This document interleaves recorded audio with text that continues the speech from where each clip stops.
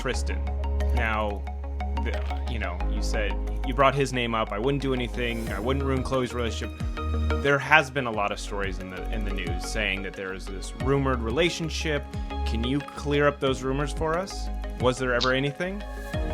Well, I kind of was seeing Tristan before Chloe or any of them even knew he existed. I was seeing him. I had him come to LA. I brought him to a party Kim had. I introduced him to all of them. And then a week later, maybe 10 days later, he started seeing Chloe.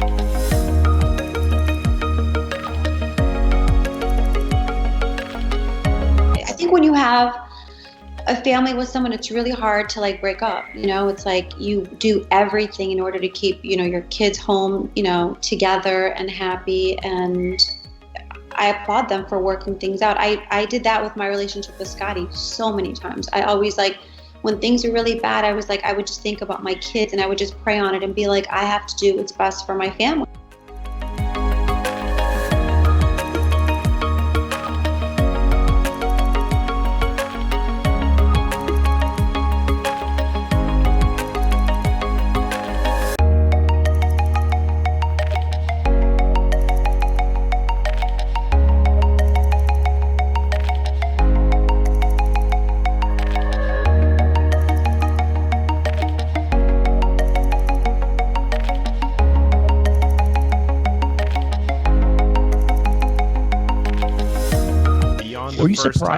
Beyond the first time you had a relationship with him, there was never a second time. That was it? Oh, yeah, no. But it's funny how people think I'm the most honest person in the world. Trust me, I would never lie about something like that. No, I knew him before Chloe even knew he existed.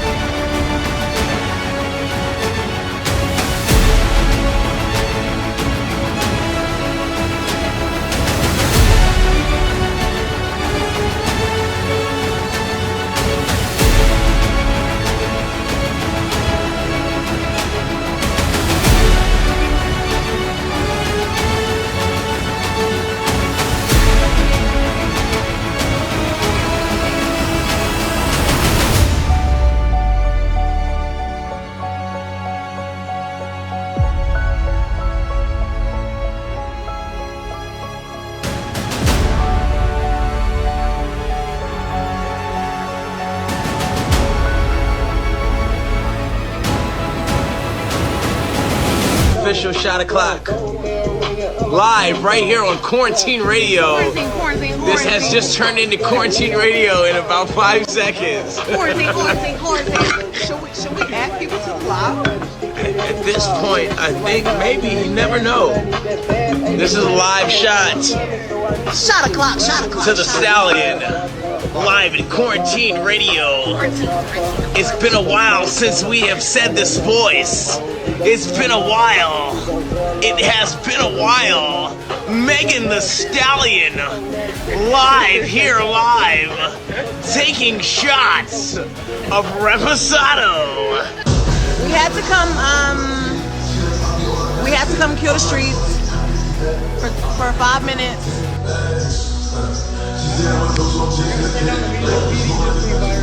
That what? Yeah, turn down the music. The PD just came right Okay.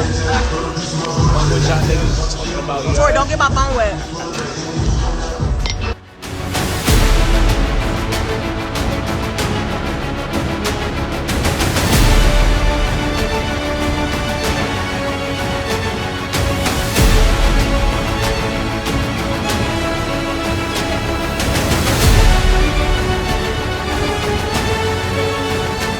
But I also see a lot of people that have been like being very supportive and sending prayers, and I just really appreciate that. I saw the hotties doing a lot of things like writing letters on Tumblr and DMing me all the time, and I just want to say thank y'all so much because y'all really been the ones that been helping me get through this. I was shot in both of my feet. I was shot in both of my feet, and I had to get surgery to get the taken out, get the bullets taken out. And it was super scary.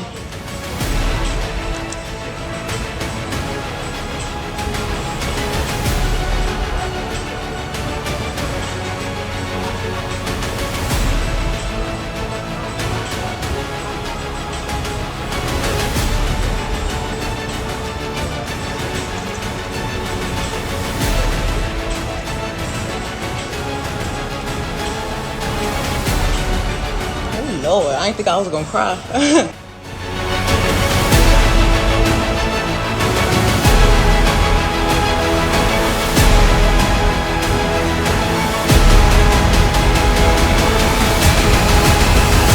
I'm not gonna let this keep playing in my face either. So, since y'all so worried about it, yes, this Tory shot me. You shot me.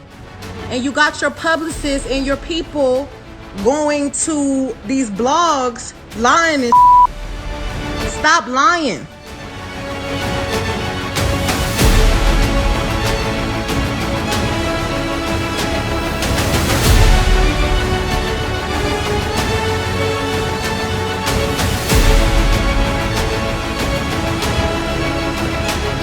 How can you identify who's shooting at you if you're facing the other way? How can you even identify criminal or malicious intent if you're not seeing what's going on behind you? That doesn't even make sense. And so it's like, I'm looking at this and I'm just like, yo, this is not right. Like, and I do see when people are getting at her, and there's times when I'm like, damn, like, do I help her or do I speak up and say, yo, don't talk about her, whatever the case is? But if I do that, then it's like I'm coming off like I'm guilty. And then if I say something about having remorse like I would like to, or saying something about certain things, it's like I come off like I'm guilty of something that I didn't do. So I had to be quiet on certain.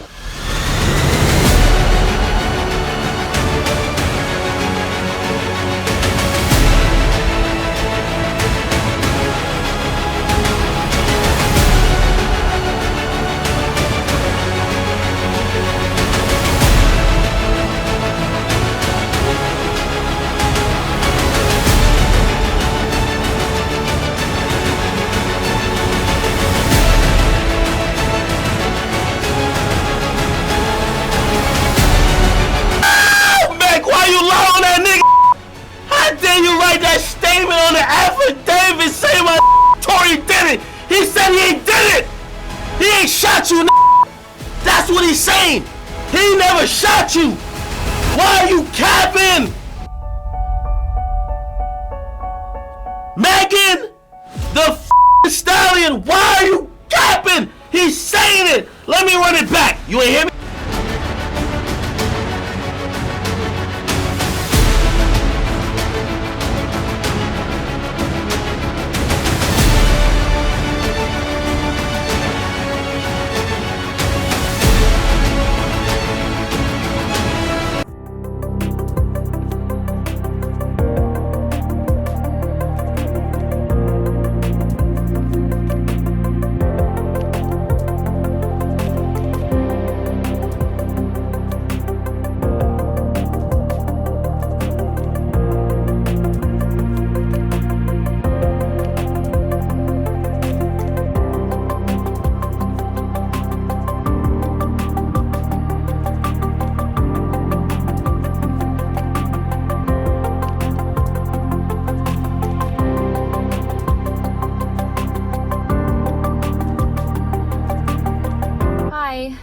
Lacey. I am a CVICU nurse at Nebraska Medicine.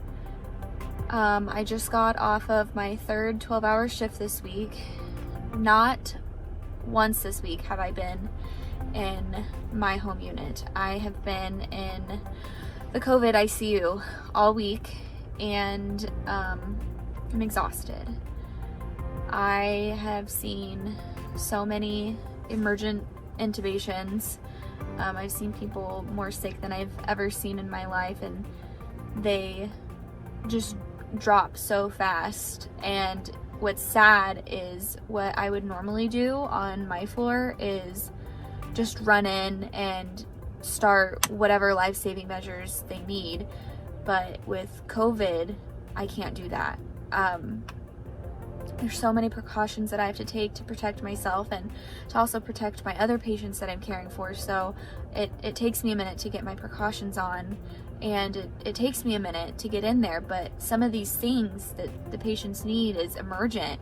I need to be taking care of them right now, and they're not getting that. They're not getting the care they deserve because of this. I have to wear this PPE to protect everybody. I leave with marks all over my face from the N95 mask that I'm required to wear. We're understaffed. We have so much on our plates as nurses. There's not enough of us to help. We have, I think they said 10 COVID units, and one of those is just a place for people to go and pass away, unfortunately.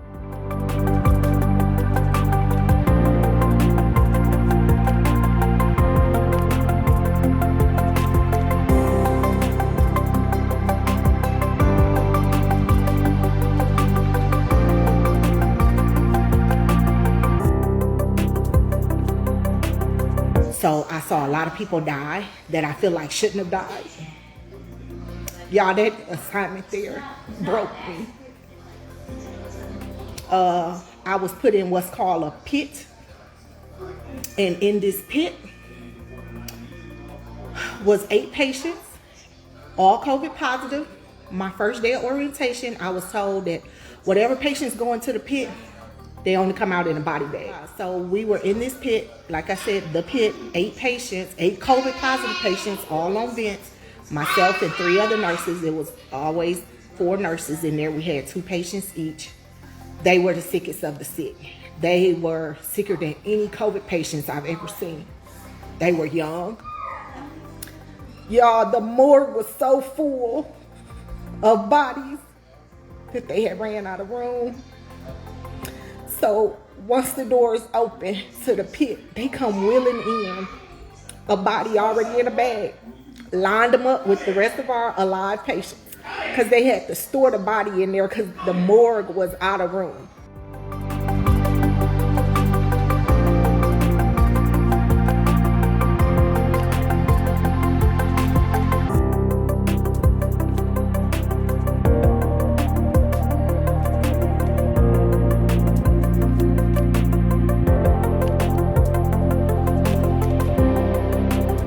I think the hardest thing to watch is that people are still looking for something else, and they want a magic answer, and they don't want to believe that COVID is real. And the reason I tweeted what I did is it wasn't one particular patient. It's just a culmination of so many people.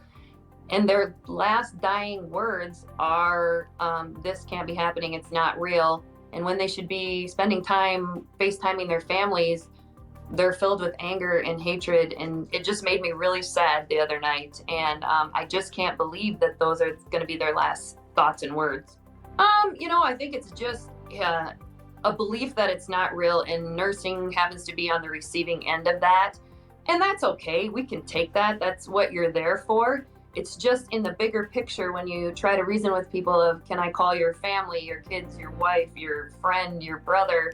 And they say no because I'm going to be fine. And you're watching their oxygen levels, maxed out on what we call vapotherm at 100%, and their oxygen level might be 75. That's not really that compatible with life, and we know where that's going to head.